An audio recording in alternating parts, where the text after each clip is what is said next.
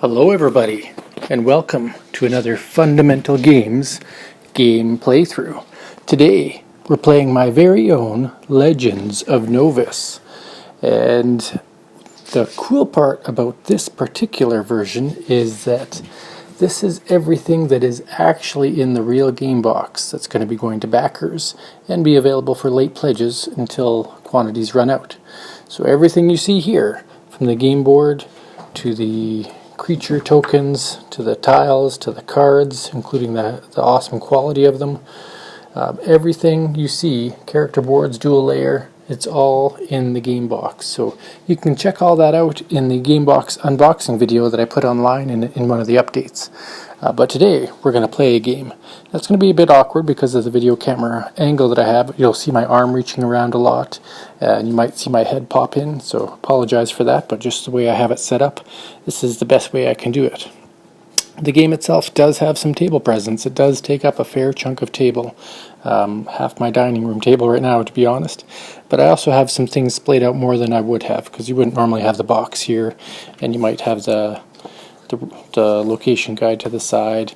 You don't necessarily need the quest creatures around the side of the board like that. They could all be in one pile. So there's lots of ways you could set it up different.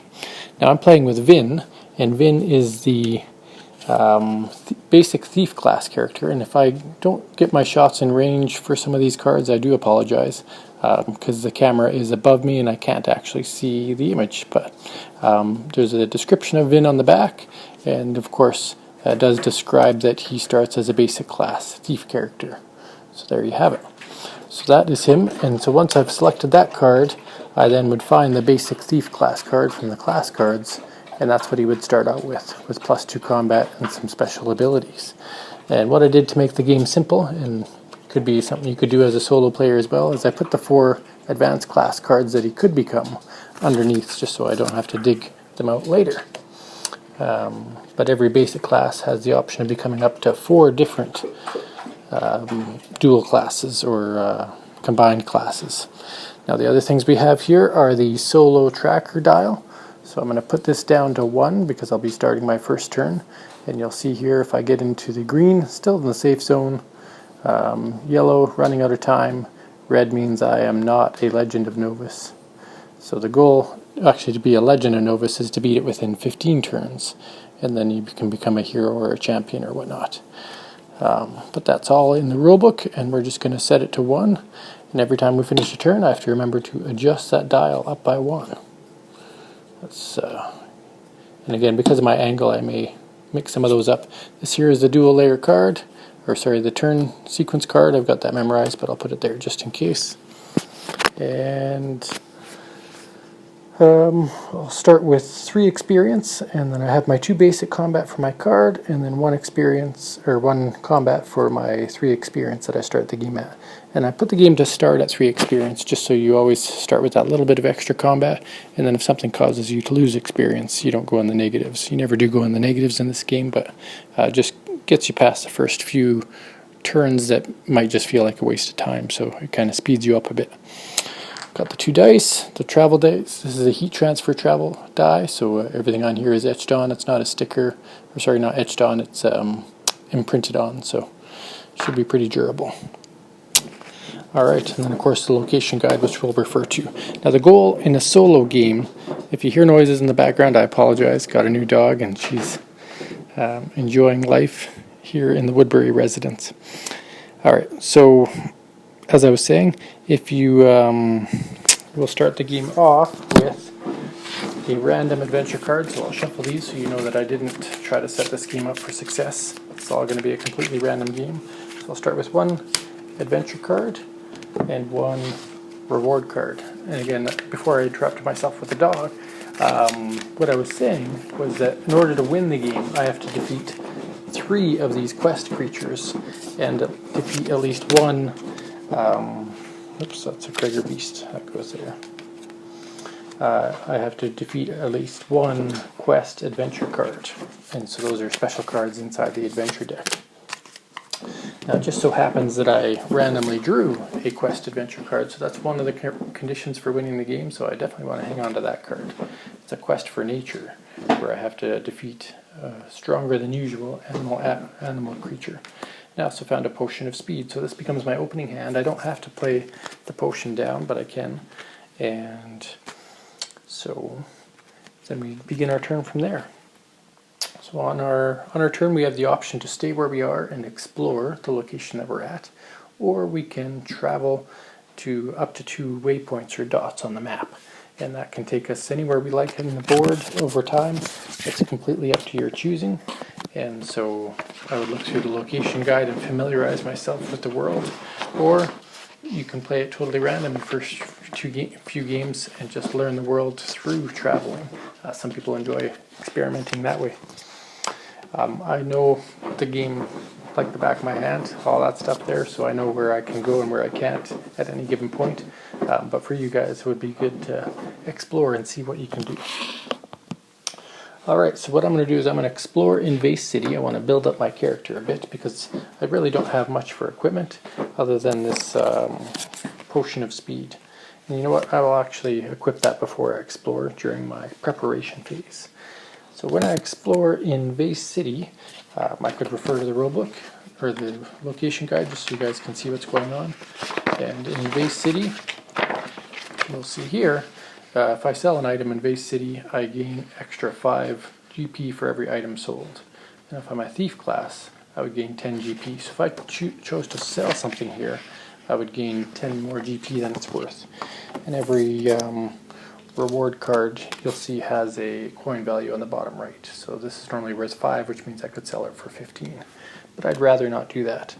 Now Vinn does have an ability here. It says whenever I draw my first reward card each turn, I can draw 2 cards, choose one, and put it on the bottom of the deck, and can't equip heavy armor. So it's good to know what you can and cannot do with your character, so anybody who's playing should read that through. When I explore a city location, I also gain 25 gold, so that's one of the perks of me exploring the city. I'll gain 25 gold pieces and add it to my coinage there. I started with 10. If I'm in Vase City, I gain an additional 10, so there's really an incentive to explore Vase City on your first turn with Vinn. Not mandatory, but preferred. Now, there's 2 options when you're exploring. To show you explore, you can either tip your thing over or you can put the explorer token underneath it, whichever you prefer. Okay, so I'm exploring Vase City. When I explore it, I get that money, but also when I explore, if there's no explore option in the location guide, then you get the generic explore effect. So how the generic explore effect works is you flip over the top card of the reward deck. If it's a encounter card, I would have to face it. If it's not, it goes to my hand. So I put Master of Weapons in my hand, and then I get the choice of a second card. I can either choose this or this as my second card, as long as I didn't face an encounter. So I'm going to choose reward because of my thief ability, and my thief ability says that when I draw my first reward card each turn, I can draw 2 instead. And so I'm drawing a potion of invisibility or full plate armor. Now I cannot use full plate armor, but I could keep it and sell it, or I could just take the potion. So I'm going to take the potion and put that in my hand, and I'll put the full plate armor on the bottom of the deck. So that's using my thief ability. So then I would be into my recovery phase. In my recovery phase, I could choose to equip this potion of invisibility. When you equip potions, they're one-time use cards, so I don't get those extra combat unless I actually use the potion, so there's a special effect there. But you can see here I also have a Master of Weapons, and this is a skill.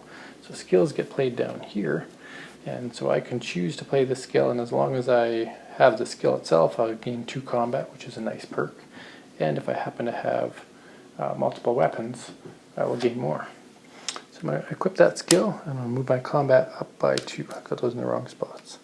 So now I have 5 combat.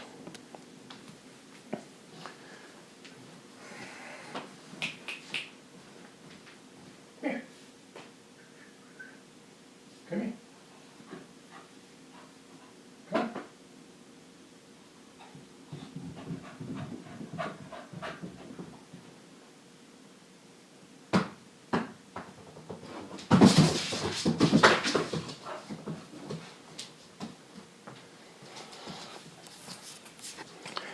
Alright, and that will put me at the end of my first turn. So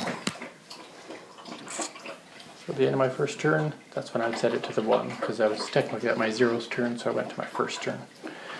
Alright, on to my second turn.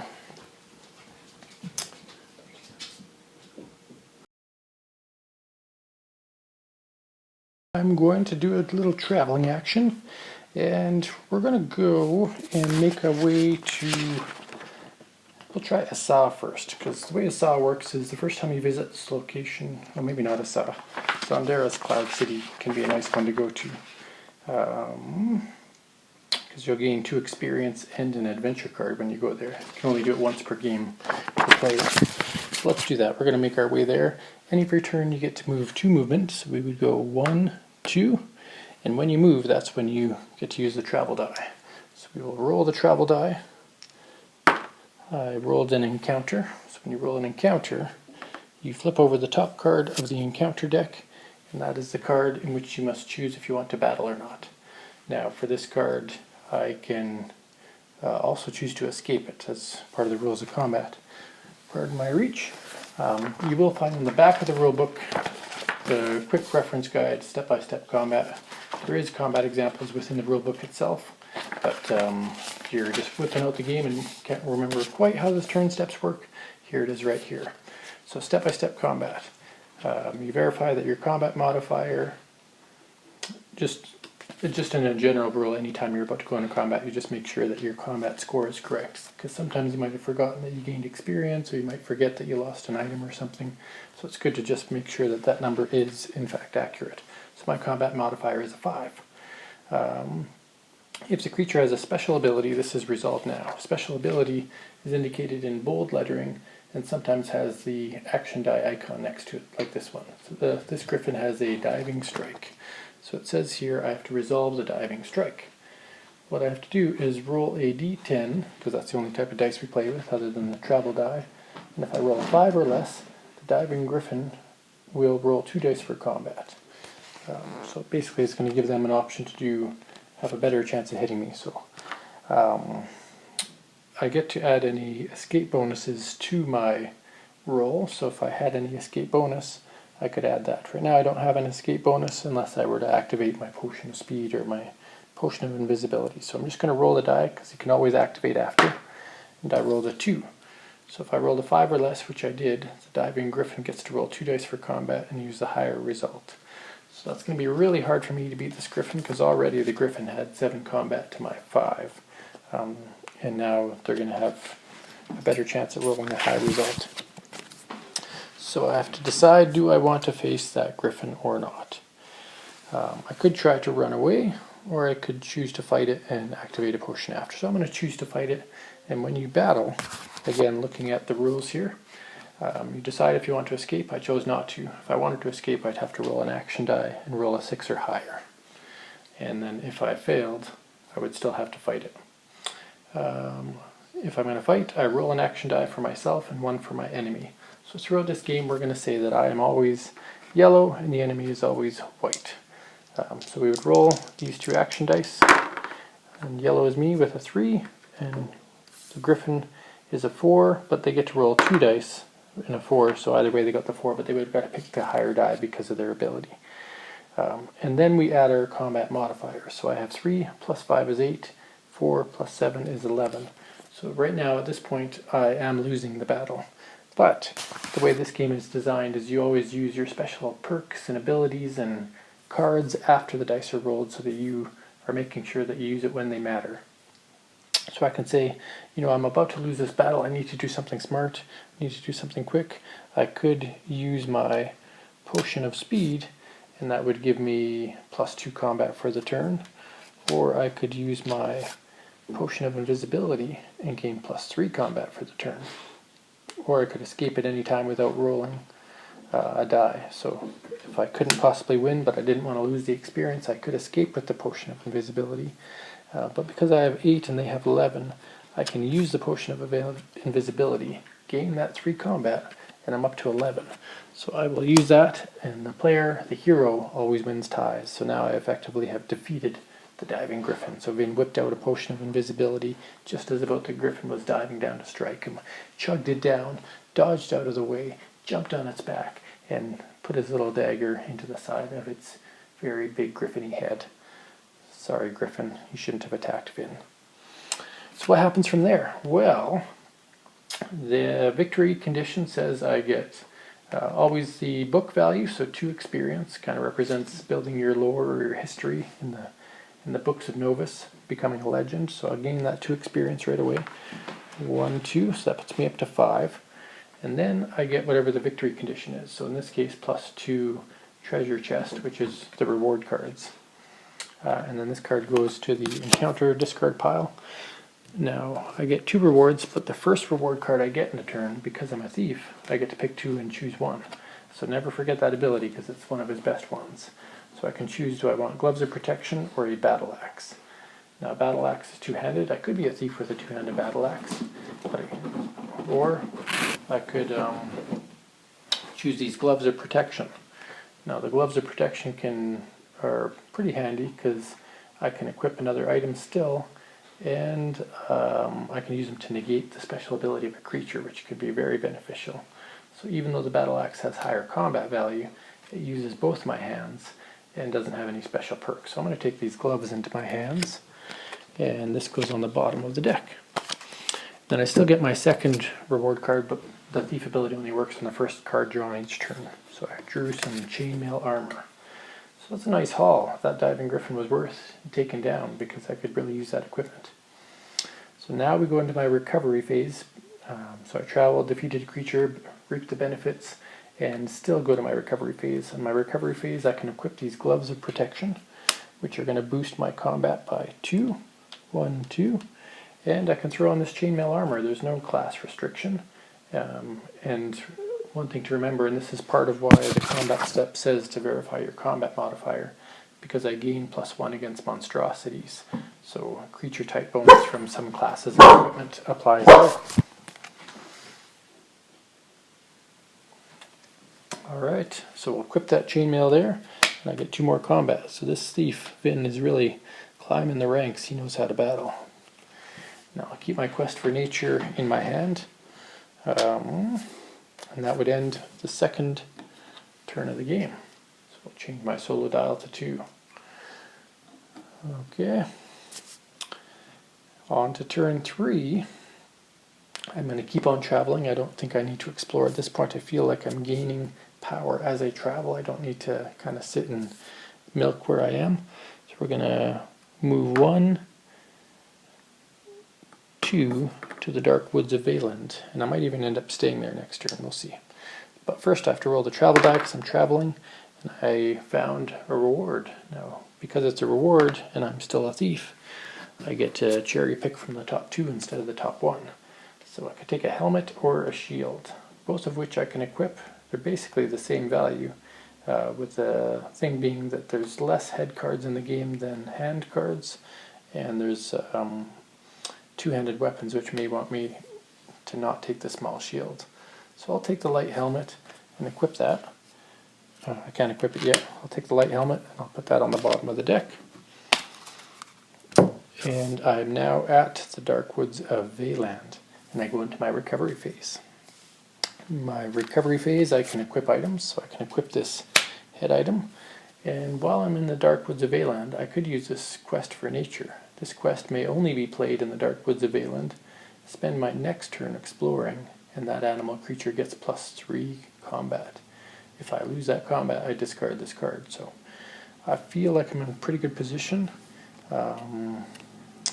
So I'm going to play that card because it affects my next turn. So there we go. We're playing the quest for nature because you can play 1 event card per turn, or adventure card per turn. So that would effectively be the end of turn 3. Put that there, and we start turn 4. So start turn 4, it says spend my entire next turn exploring, and so I'll explore the dark woods of Veyland. And the reason it says that is if you take a look at the dark woods of Veyland, they are dark indeed. So in the dark woods of Veyland, I would flip over cards from the encounter deck until I reveal an animal creature. I must battle that creature. It gets +2 combat. So not only does it get +2 combat, it gets +3 more from that card. So it really does get +5, which might be tough for me to beat this creature, but I feel comfortable that it's going to happen. So what I'll do is I flip cards over from the encounter deck until I find an animal. So I found a swarm of rats. That can be good and bad. And then the zombie gets shuffled back in. So here we go. The swarm of rats. This one's a special card. I love the little bit of artwork that Andrea did with those cute little mice, rat things. But what they do is they figure out their combat value by rolling a d10. So the rat value is 8. That is terrible for me. 8 plus, so 8 total plus the 5 that they get from the bonuses of the location and the card, so it's actually a 13. So that's going to be a tough number to beat. And the swarm of rats, if I lose to them, they're going to curse me, and this would become a permanent, like a disease on me. So let's see, can I possibly defeat a +13? We're going to reassess my combat. I'm not fighting monstrosity. I have 5 experience, so I should have 1, 2, 3, 4, 5, 6, 7, 8. I'm not sure. So 1, 2, 3, 4, 5, 6, 7, 8. I actually cheated and gave myself an extra, 9, 10. So I have +10 without using my potion of speed, and the swarm of rats has +13, so they have a good advantage over me. But if I don't try to fight them, then I'll never get this card, so it's worth it to not try to run away. And I could always ruin my gloves to avoid the curse, and I could try using the potion of speed. It would give me an extra 2, so let's try it. Vinn is nothing if not daring. So Vinn is going to try against the swarm of rats. The swarm of rats has +13, Vinn has +10. So let's see what happens. Remember, Vinn is yellow. So Vinn rolled a 1, and the rats rolled a 6. Vinn has a critical or tragic fail. So even if he tried to boost it, he'd be done for. Now because he rolled a 1, he does have this luck token here. Everybody in the game starts with a luck horseshoe token. And if they use that, they can only use it when they roll a 1, and they can actually re-roll.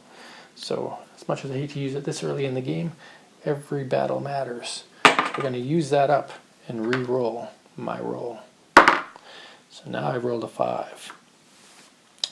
So 6 plus 13, 19 for them. I have 10 plus 5 is 15.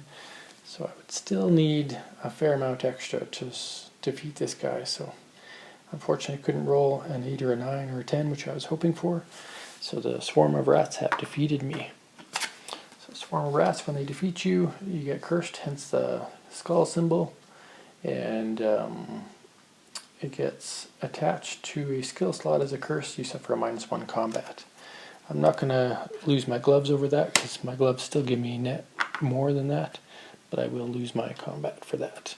And I also lose 1 experience. You can see there under defeat, -1 book, -1 experience. So that is penalized. So that was not a fun round for Vinn. He got lost in the forest. He has to lose this quest card and continue on his journey. So that's the end of turn 4. At the beginning of turn 5, I could spend 25 money, which I'm going to do.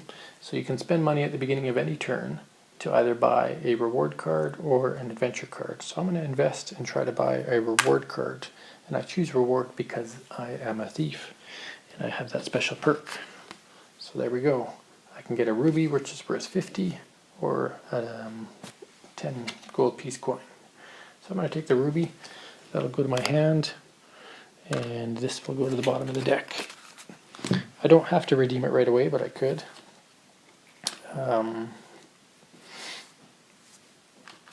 Sell it at the end of my turn. So, and I cannot explore here because I explored last turn, so I'm just going to travel. When you travel to Zondera's Cloud City, there is a special rule that it says you require 2 movement to travel to that location unless you have flying. So there's just a couple items in the game that give you flying. So I will use both movement to get there. I rolled a travel die. I rolled a reward. I already did my ability this turn, so I only get the top reward card. So I found a Cloak of Concealment. That's not a bad item. That'll go to my hand. Then I go to my recovery phase. My recovery phase, I'm going to sell that ruby because I could really use that 50 gold. I'm going to have to find another adventure card in order to try to become a Legend of Novus and win the game. And I can equip this Cloak of Concealment because it says I can equip another body item with this one. Plus I have +3 escape and +1 combat, so it's altogether a very useful cloak. So what I will do is slide this under. You won't be able to see the cloak because it's kind of hidden there. I'll do it like that. And I'll gain that extra combat. Alright, and then the evasion only, or the dodge ability only happens when you're fighting certain creatures. So we go to the end of my turn. That's the end of turn 5. And we will begin turn 6. At the beginning of turn 6, I am going to spend 25 gold to grab the top adventure card. And I found a Master of Monsters. It's a cool skill card. I could have put it on my character. It says when you're in battle, you gain +5 to any action die rolls for a creature ability. So I'm actually going to equip that. That will be very useful, particularly against the quest creatures of the world. I'm going to explore in Zondera's Cloud City as my turn action. So when I explore Zondera's Cloud City, there's a special perk there. It says I will gain 2 experience. So when there's an actual explore option in the location guide, it overrides the basic explore option. So I'll gain 2 experience, and I will gain 1 adventure card. But I can't explore it ever again in this game. So you can only go to Zondera's Cloud City once, really. So I draw that, and I found a Master of Fates. And now I cannot equip it because my skill slots are full. The only way I could equip this particular one is if I were to go to Braille or Orzalter to pay to get rid of that curse. So I'll keep that in my hand for now. Alright, now I am exploring a city, and as a thief, when I explore a city location, I'll gain 25 gold, so I'm going to take advantage of that as well. This thief knows what he's up to. He's stealing from people in Cloud City. Alright, now notice I did get to 6 on my chart here. When you get to 6 experience, you actually boost your combat by 1 more. So the more experienced you are, the better of a fighter you are in combat. That brings us to the end of the turn. So that's the end of turn 6. And we will begin turn 7. Now I've already explored here. I cannot stay here. My only option is to travel. I don't have any cards that'll help me travel faster, but I will spend 25 gold to pick up an adventure card. I found a Master of Coins. I did shuffle these cards, but I just happened to be finding all these skill cards. Now you might wonder, does this mean that I'll never get to use these cards? And you'll find in this game there are a ton of special abilities that let you discard cards in order to gain abilities. So maybe my thief doesn't have that power, but there's some equipment that does, and many of the advanced classes have that perk. So if you have extra cards in your hand, it's not the end of the world. So I bought my card. You can only buy 1 card a turn, so I'm going to spend my turn traveling. 1, 2, roll the travel die. I rolled an encounter, which is actually not a bad thing at this point in the game because I want to earn experience anyway. And I will fight a Skeletal Knight. Skeletal Knight doesn't have a special ability. It just says if I defeat it for the first time, I must battle it again. And if I'm victorious, I gain the benefits again. So it doesn't really give you a whole lot, but you get to fight 2 of them. So I'll fight it for the first time. It gets +3 to combat. I have +11, so this thing will probably go down unless I critical fail. I'm yellow, they're white. So my 7 + 11 definitely defeats their 8 + 1, so I defeat it once. I gain an adventure card, or reward card, because it's the first one I gain this turn as a thief. I get to pick one of these. So we have a Ring of Resistance or a Mask of the Mindful. Now the ring would be really useful against the demon and the dragon, but the mask, I can pay experience to draw cards. which when you're playing solo really matters to find that adventure card. So I'm going to take the mask, put that in my hand, put the ring unfortunately at the bottom of the deck, as good as it is, and I have to fight a skeleton one more time, which is not a bad thing. Except when you roll a 1, is an automatic tragic fail. So the Skeletal Knight has defeated me, and I will now lose the perk. So I was supposed to gain an experience from defeating the first skeleton. I just got excited and wanted the reward card. So now I'm going to lose an experience for the second skeleton killing me. And that goes to the creature discard pile. And I successfully made it to Vey. I go to my end of round phase. Now, anytime you have something equipped, it's kind of like a video game. You can always unequip an item to equip another item. So I take this and say, hey, I'm going to switch this hat with this face mask, because you can only ever have one item per slot unless the card says otherwise. So the Mask of the Mindful, when I put it on, its combat value is 1 higher than the helmet, so I'll just adjust my combat by 1. And now I've got the helmet in my hand. And if you check out the Mask of the Mindful, I have no maximum hand size. So normally the game has maximum hand size of 5. Now I don't have that. Can only be equipped by a thief or a wizard, which I am. And I can lose an experience once per turn. If I do, I can draw one of these cards. So I'm not going to start doing that now. I'll start doing it if I happen to have a lot of experience later. Okay, so we go to the end of the turn. I am end of the 7th turn. So we're halfway through becoming a Legend of Novus and haven't defeated a quest creature yet, so the pressure is on. I do have plus 12 to my attack rolls and bonuses against monstrosities, and can have special ability perks, so it might be worth going to fight a creature soon. So yeah, I'm going to head down to Sistos. I think it's worth trying to defeat a quest creature. Sistos has a plus 15, and I might be able to find a way to defeat it by then. So, do I want to spend money though? I don't have a weapon yet, and I could either buy an adventure card, or you know what? I'm going to spend 25 for a reward card, and again try to take advantage of my thief ability while I still have it. So I flip over those two. I've already got body armor slots filled. I don't have a weapon yet, so I think I'll take that. Put that on the bottom of the deck. This is still my preparation phase, so now I can equip this. It's a mace. If I was a priest class, I would get an extra +1, but as it is, I still get 1. So go to my adventure phase, travel 1, 2 spots, roll the travel die. I finally got the travel icon. It lets me move an extra 1 spot or gain 10 gold for safe travels, so you get to choose which one. I'm going to choose, since I'm going to make it to, actually yeah, I'm going to move the extra 1, because I won't make it to Sistos next turn. That'll let me not have to take an extra turn to get there. Go to my recovery phase, nothing I want to do there, so I will end my 8th turn.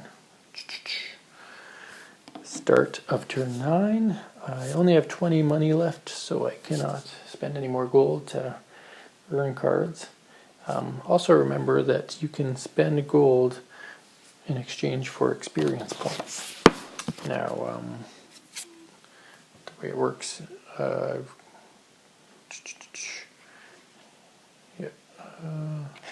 got it in the guidebook, but you can spend gold pieces for experience points during your turn.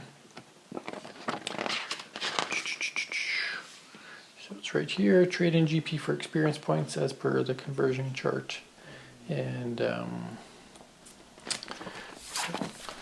cover that later.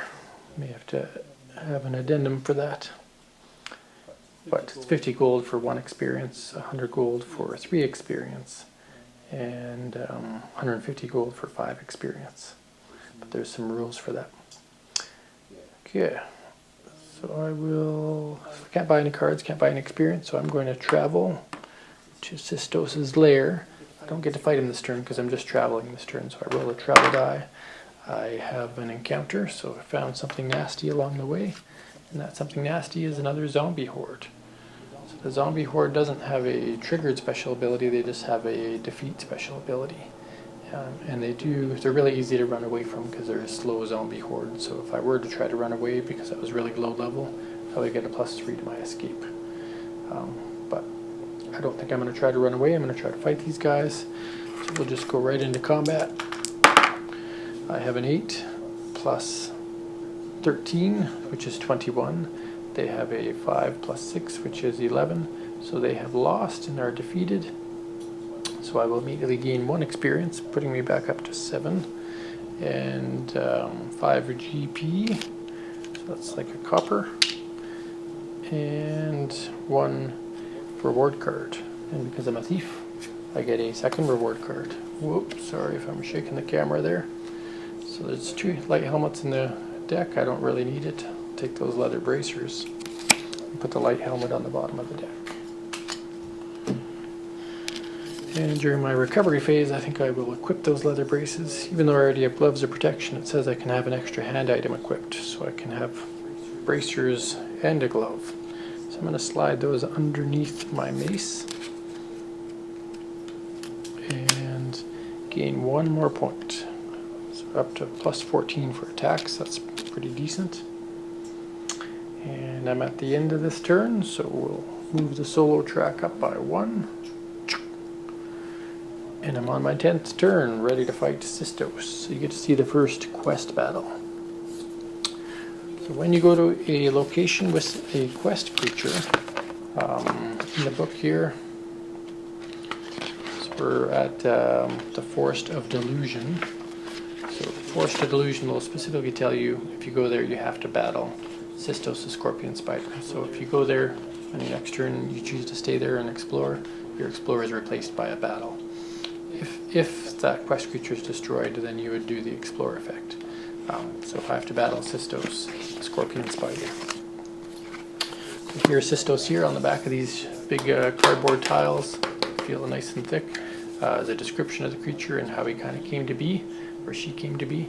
And then the front is a nice big artwork by Andrea Butera. All the artwork on those tiles is done by him. Pretty big creatures. This one's +15 combat, but worth 4 experience, and worth a fair amount of reward cards too.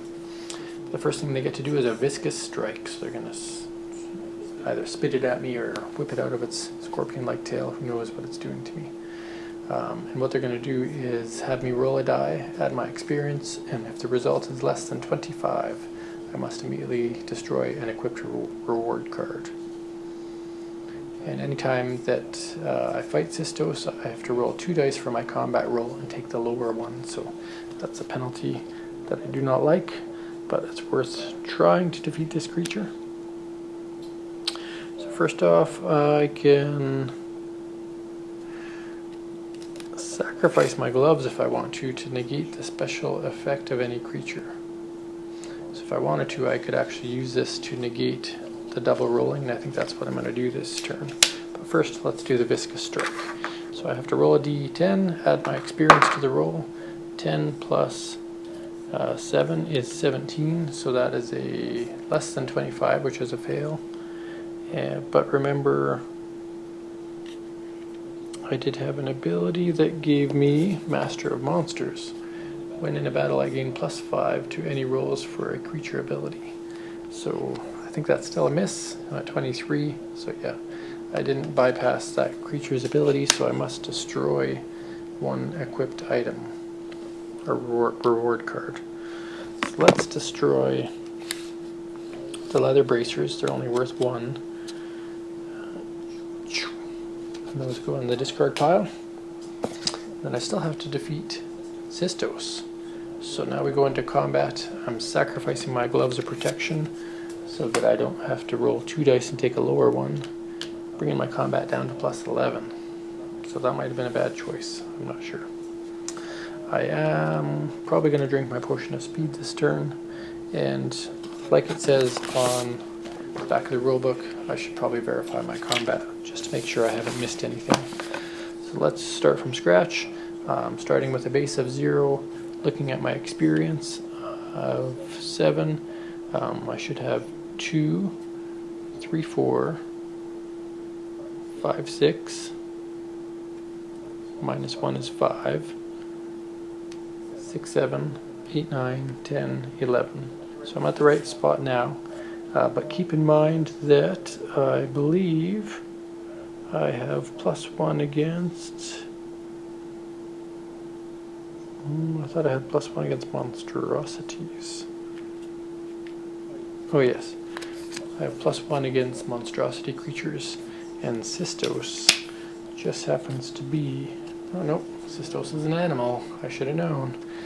So yeah, my base is +11 to their +15. Sistos has a pretty good chance of winning. But what are we going to do? We're going to try. It's the only way you can become a legend. Nothing in my hand I can use. I don't have 2 weapons equipped, so we will roll the dice. Yellow for me, white for Sistos. So I got a 2, Sistos got a 5, and they have a higher bonus than I do, so guaranteed they beat me, and I don't have enough to outweigh that, so he's defeated me for the first round of combat.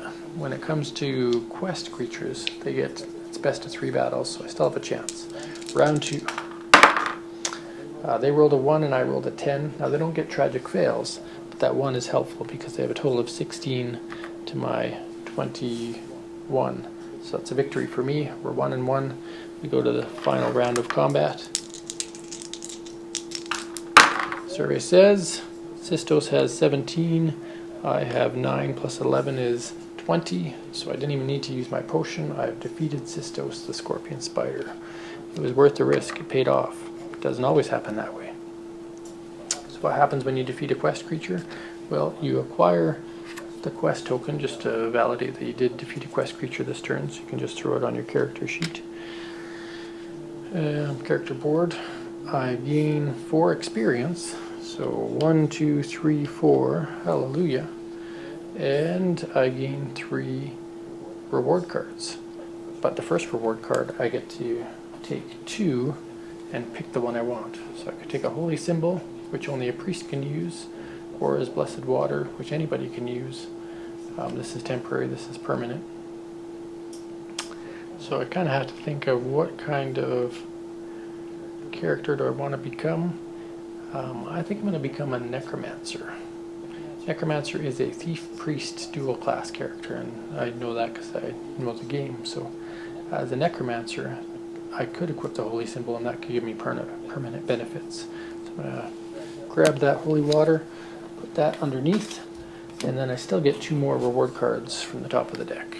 So those will go into my hands. So now I've got a nice selection of equipment, and so the game just suddenly turned in my favor by the defeating that quest creature and taking that risk.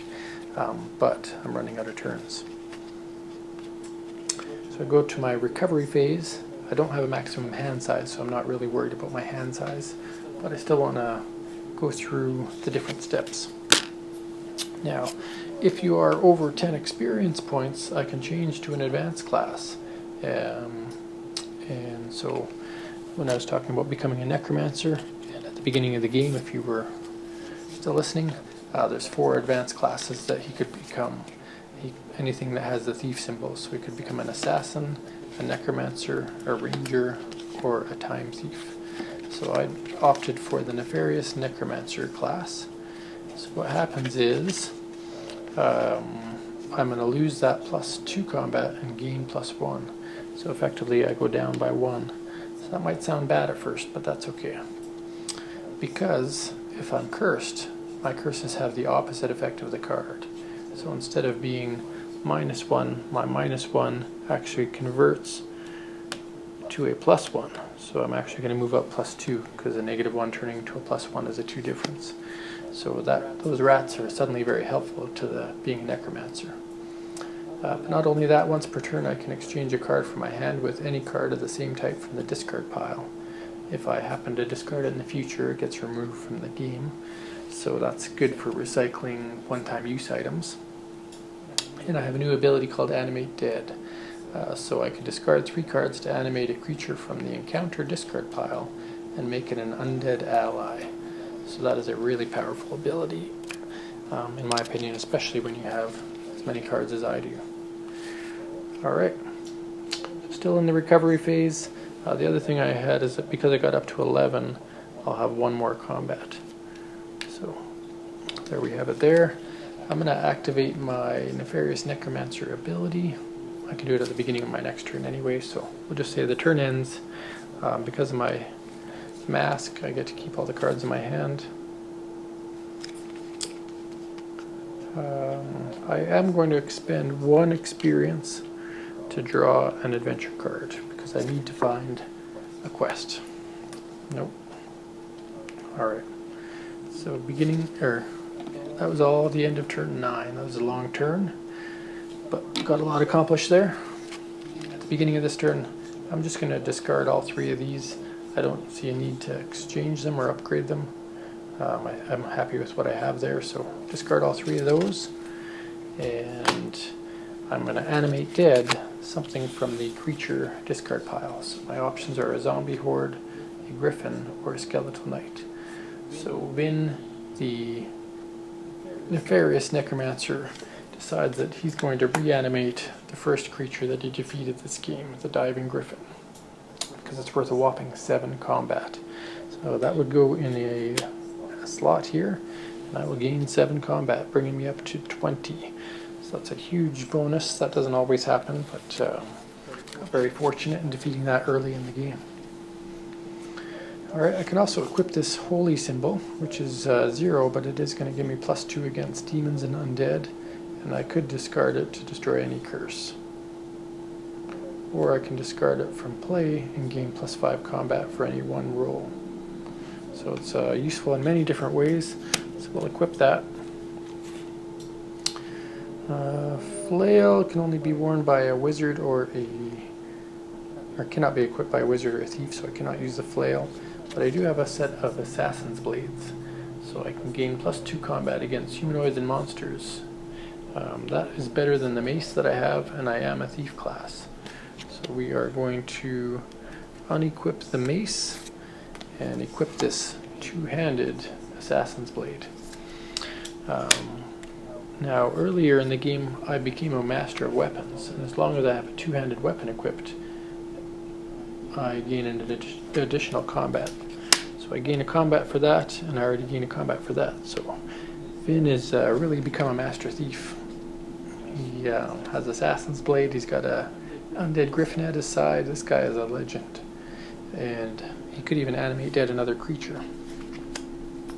And you know what?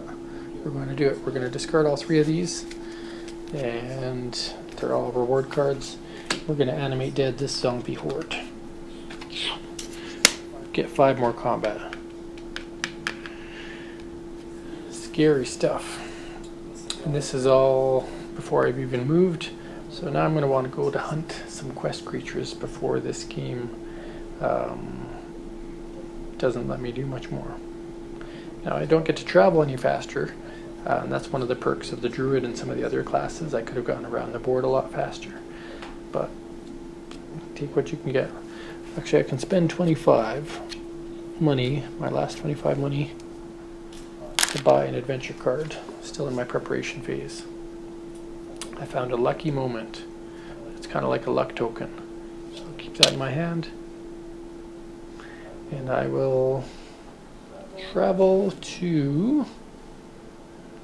maybe I'll go defeat Kismatic. So 1, 2, roll a travel die. I found a reward card. I no longer have the thief perk of looking at the top 2 cards because I'm not a thief anymore, I'm a necromancer. And we find a dagger of venom. Now I cannot equip this because I have a 2-handed weapon already. So it's a useful card, really nice weapon, but not for me this game. So that'll be the end of my adventure phase. I can sacrifice an experience, which I will, to draw an adventure card. I found an insightful moment.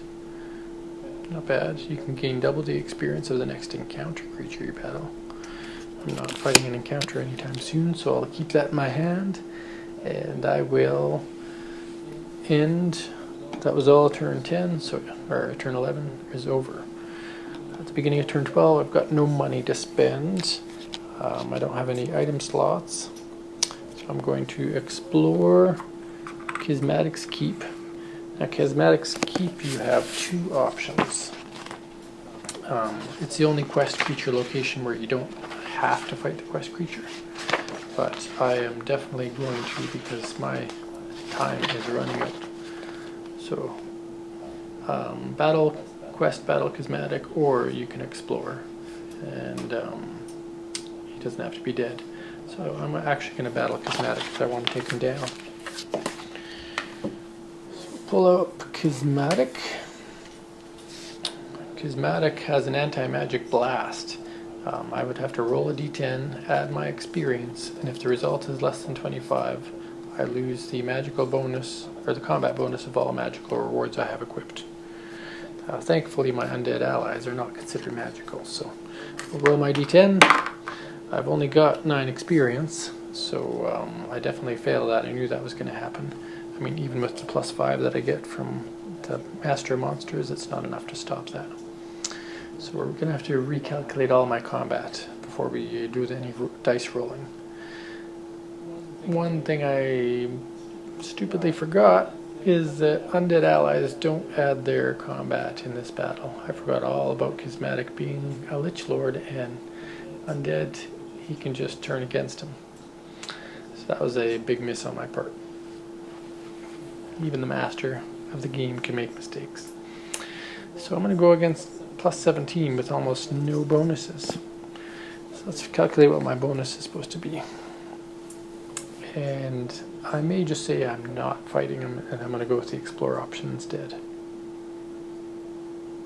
Yeah, because I would essentially only have +2 combat. So yeah, we are going to go with the other option on Kismatic's Keep. Not cheating because I haven't fought him yet. So what I would do is I would roll a d10. And if I roll a 1 or 2, I have to fight Kismatic anyway. Roll the 10. So the way the keep works is if you don't have to fight Kismatic, you get to look through the top cards of the reward deck until you find the first magical item. And then you put that in your hand. The other one goes to the bottom of the deck. So, and that's basically the end of the turn. So you just get a free magic item if you dodge Kismatic.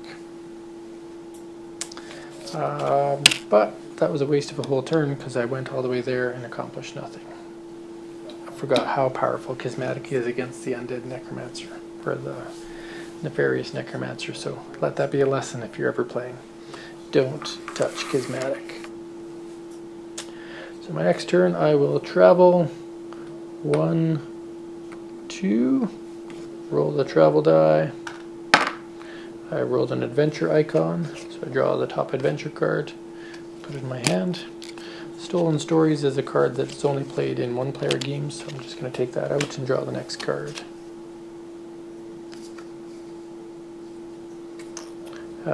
We found the Quest for Evil, and it can only be played in Exile, the Molten City. It lets you battle a demon, so that's a good card to have because I need to have a quest event completed. Alright, and then I successfully get to the Abandoned Wastelands. Nothing happens there. It only affects you. Well, I can show you what it says. The Abandoned Wastelands, if I explore there, I would fight an undead creature. So I don't really need to do that right now. So end of my turn. That's the end of turn 13.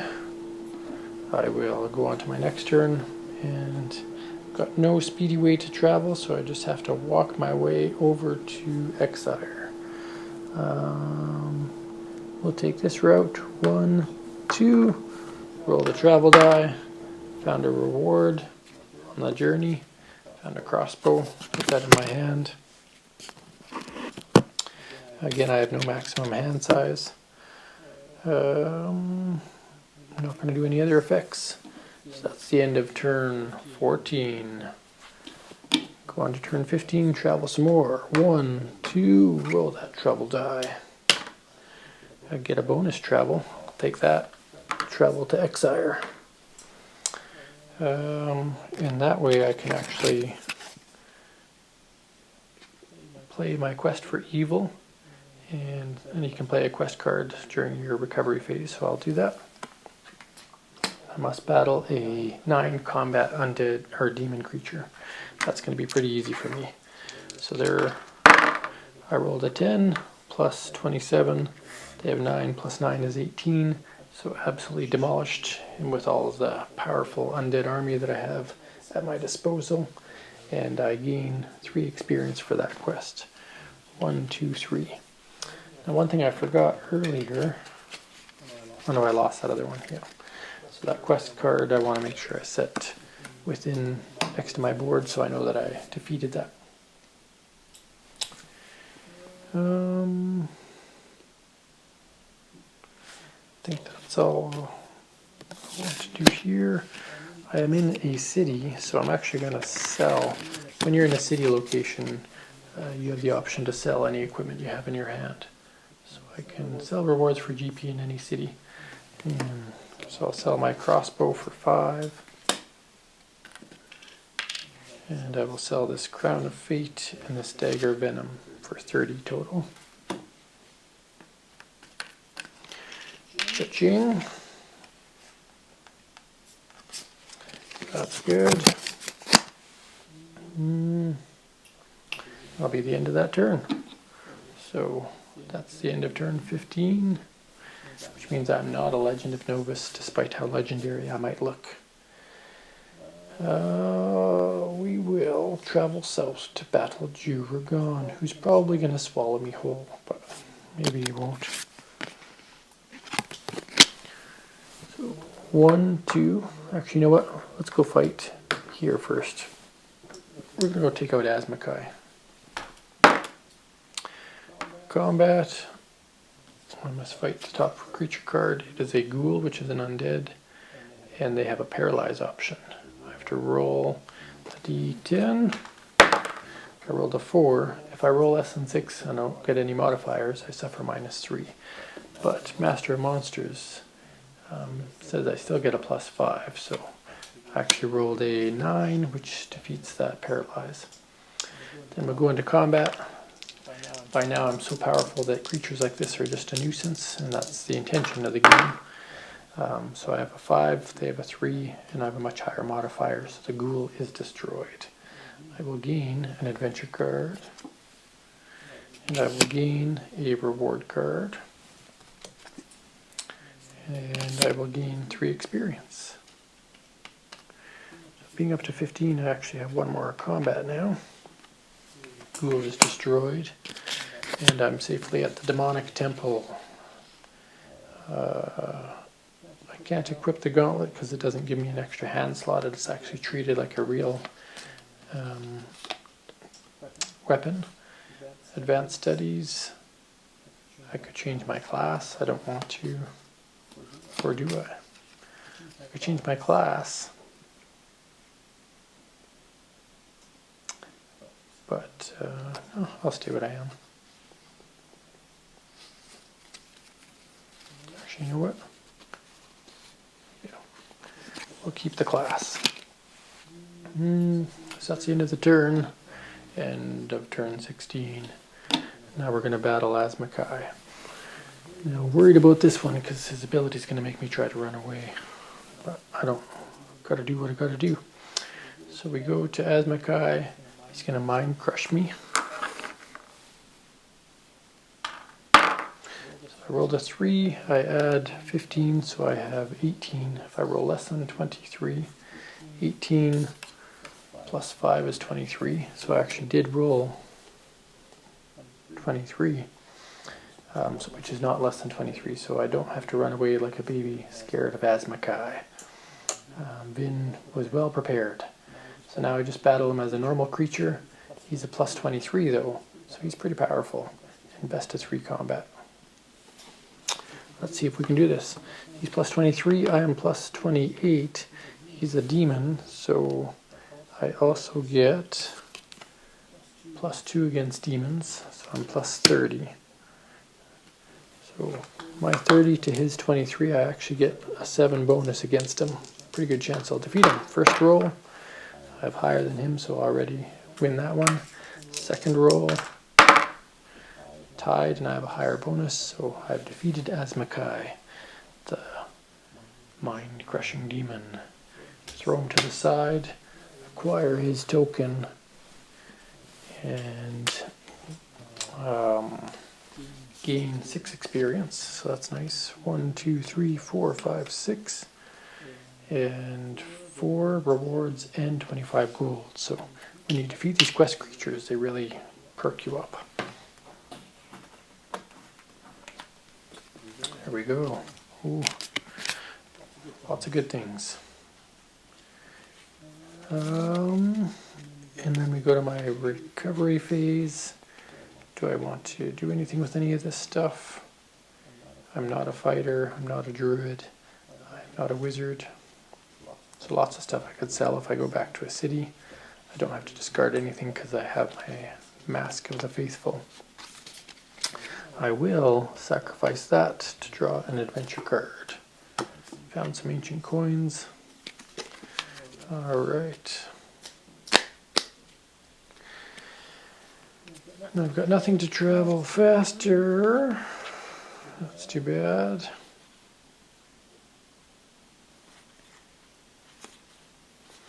So I will end turn 17, start turn 18, and I will travel. Actually, first I'm going to spend 25 gold for an adventure card. Found a back alley deal, that's a solo card. Travel plans. You may only play this event during your recovery phase. Move up to 3 map locations. That one's a good one. I'm also, before I move, going to use my Mask of the Mindful. I'm going to sacrifice an experience to draw another adventure card. Found another travel plans. Okay.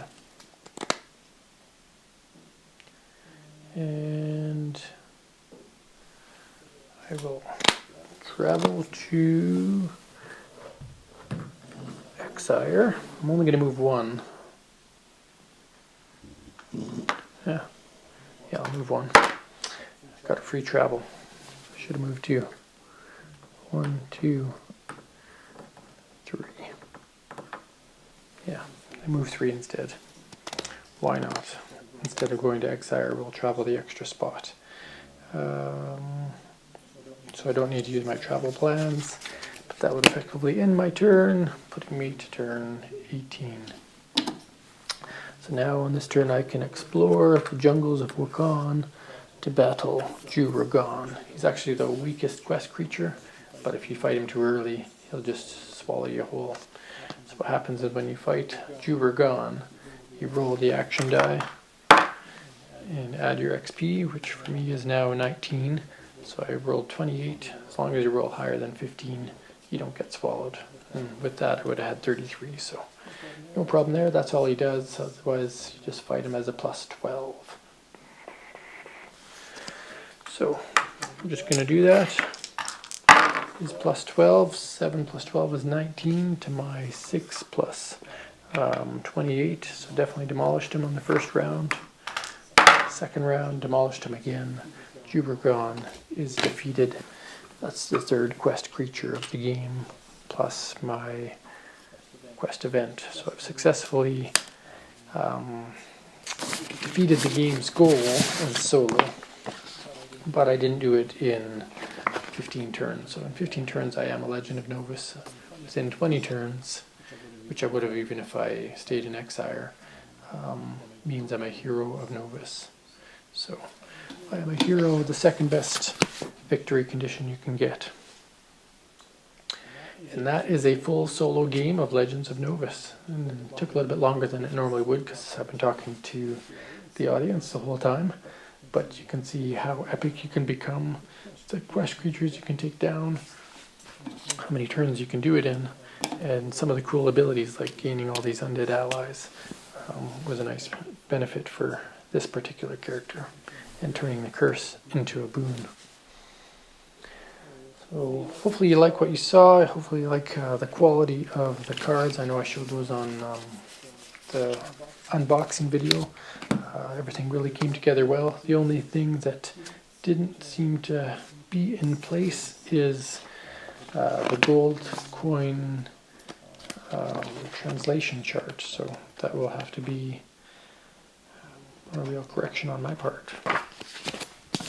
thank you very much for watching, and if you have any feedback, by all means, let me know. And I look forward to getting this game out to the backers later this year, later this spring.